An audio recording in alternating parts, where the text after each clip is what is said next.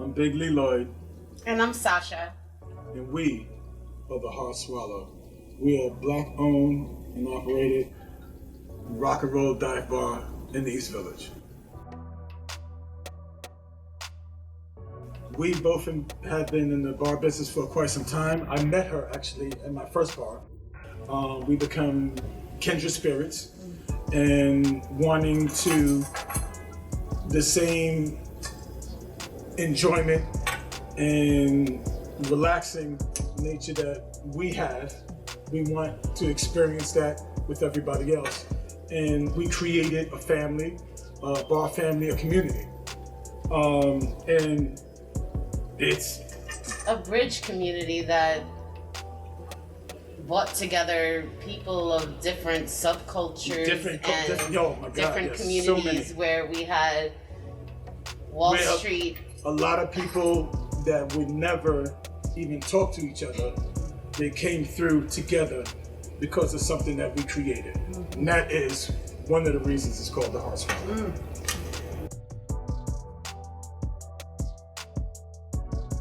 COVID is the apocalypse that nobody expected, nobody wanted, and nobody was waiting for.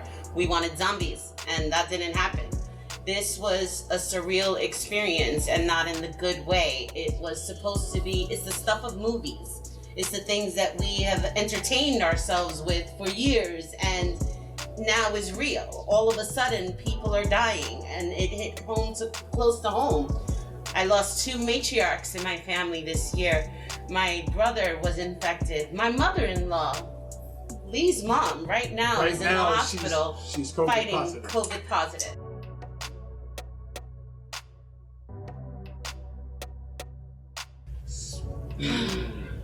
That's exhausting. That's a whole list, whole expenses, a whole bunch of expenses. How long do we have? Well, the first thing is as soon as the government put the mandate out, we shut down. We tried to do the to-go thing initially, and we got harassed by some officers who didn't understand the laws, just like everyone else didn't understand the laws because they changed so often. And to the credit of the officers, they actually said, we don't understand what's going on, which is one of our biggest problems. And they're coming like, I think that you can't do this, but I'm not sure, you know. And we're like, but we spoke to our lawyer. Our lawyer said this was okay. We have food. We're in compliance. And it was just not worth it. They gave us warnings. We weren't fined. So we shut down, and we shut down for quite a number of months. Lost so much. We were basically spending because we had to pay rent and our vendors and our taxes.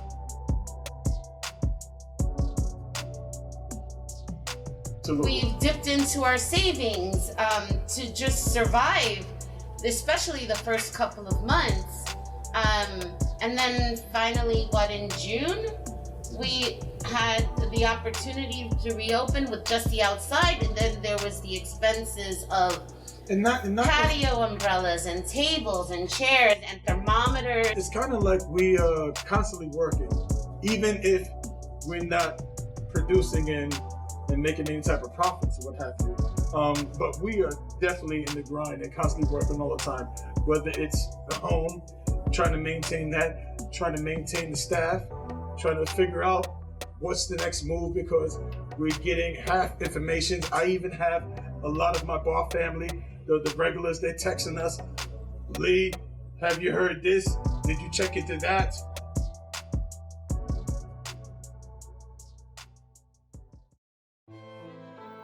I don't socialize with anybody because I don't drink at home.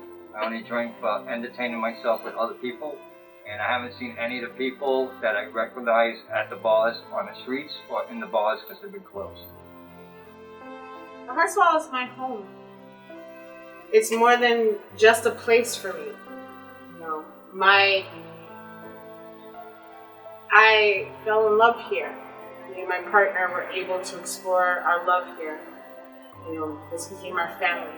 And when he passed away, we were able to celebrate his life here. My sister passed away last year, and the Heart Swallow was here for me, and we were able to celebrate her life here. They've done it multiple times for me. This is where I've celebrated multiple birthday parties. This is my home. And for me, the Heart Swallow, if I did not have the Heart Swallow, I don't even know where I'd be right now. We sell community. We sell an experience. socialization. We sociable, even if this is social distancing, it's still some way they can get out where they're safe, and still vent and talk how we all are going through certain things. They've cried to us. Yes, literally. I have some customers who hit me up. I can't go away to see my mom. Are you guys going to do your Thanksgiving spread this time? No, we can't. Every year on Thanksgiving, our way of giving back to our community was to cook this huge spread. I spend about 3 or 4 days with a couple of volunteers, my sister, a couple of people from the bar, and we put out a big buffet of about 36 trays of food, and we don't charge for the food. The food is free. Yeah. We hope to make a little something with a shot or something, but we don't charge anybody for it. It's just our way of giving back. It's our way of giving back, so we wasn't looking to make anything. And this year we couldn't do it. We couldn't do it because we couldn't. We couldn't afford to, and then also with the guidelines that continue to change every day, we wasn't sure what to do. So like, yo, we couldn't think of a way to safely do it. Yes. And like I said, buffet style, like it broke my heart. And there were so many people who stayed alone this year, and it hurts that we weren't able to be there for that. You know, I didn't realize. I mean, creating a community like this was extremely important to me, to the both of us. I didn't realize how much it meant to people until 2020 when this happened, and then a lot of my customers was very intimate in saying that, yeah, I really have nowhere else to go. They please, what do I do? But how can we do that when 1 minute, no, you can't use the bathroom, and the next minute, 2 hours later, oh, you can use the bathroom now. Sorry about that.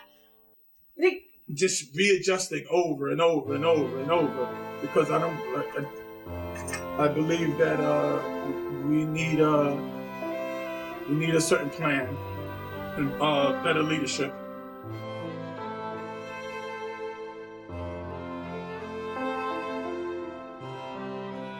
My name is Adriana, and I am from the south side of Chicago, and I am a bartender at the Heart Swallow.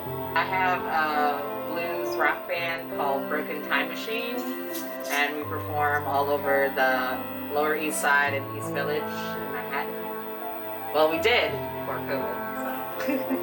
At the Heart Swallow, I do at this point everything. You know, I bartend. I serve drinks. I'm a jukebox DJ. I'm with all of the stuff with COVID now. We don't have security, so I'm a security guard. I bus and wait tables. I'm people's therapist. You know, their shoulder to cry on, everything.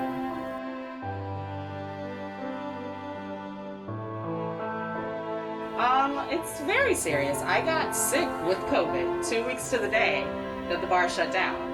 You know, luckily in my case, it was a mild form, but having a fever for 5 days straight that doesn't break is very scary.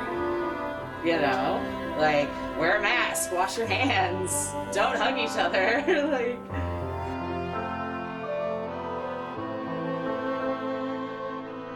I think the biggest thing, like, that I feel like from nightlife people and just artists across the board, the biggest thing we want is rent forgiveness. You know, suspending evictions is one thing, but at the end, we still have to pay all that back rent. And where's that money gonna come from? You know, like, the jobs just, like, it's not there. And, like, we're not making as much money now, those of us who are working. Like, what little savings I had is gone at this point, you know? So it's just stressful thinking about, oh shit, how do I make this rent? You know, like, will I have enough to cover? And just scrape by for the next 4 weeks, 6 weeks, whatever. You know, I had people who would come in every day just because they needed somebody to talk to. They needed a distraction from like all the badness in the world. And now they don't really have it, you know? Like, it's hard. And I get it, you know, a lot of people come to bars because that's the only social interaction they have. And being alone with your thoughts during like a pandemic is not fun, believe me. You know, the bars, anyone who's been in a bar in the past 3 months, like, you can see there's no one there. People are having get-togethers at their house. The last day we had indoor dining on a Friday night, I had 8 people inside on a Friday night in New York City. It's unheard of. Not the current COVID restrictions with just outdoor dining in the middle of December in New York City. It's ridiculous. Who wants to sit outside, even with a heater, in like 30-degree weather? I know I don't. Like, I don't know anyone who does.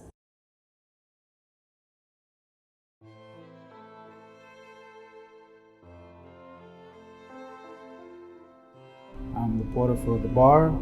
I make sure that the bar is just running smoothly, make sure everything's clean, make sure everything is just, make sure everything's up to par. I just never experienced anything like this, like COVID and everything. Like, it's just like the whole shutdown and everything else is just something that I never thought, you know, something that you see in movies. You know, like I never thought that it could ever happen to anybody, including me. I mean, I'm not working. I mean, it's pretty much like affected my everything drastically. Like I can't, you know, it's hard to look for anything out there. And you know, some people are working from home. Me, I'm just not working at all.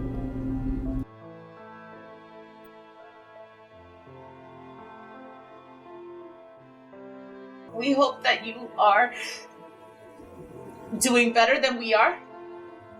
We're going to do our best to make it through. We don't know that we will.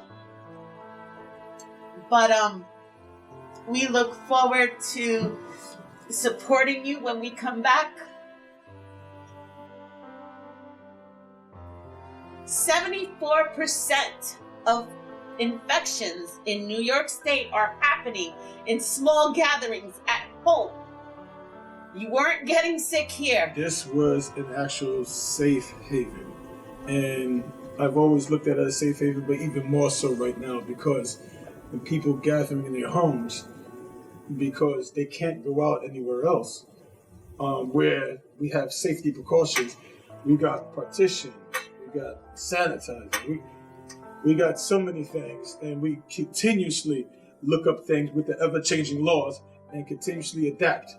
We're building things to make sure people are safe. In our health department inspection, we've passed every inspection that's come through here, even from the Department of Transportation.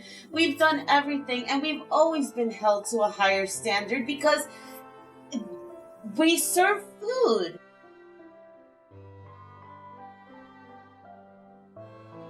You need to convince your officials to overturn these new rulings because it's not really safe. It's not practical. There's no science in it. This is not going to work.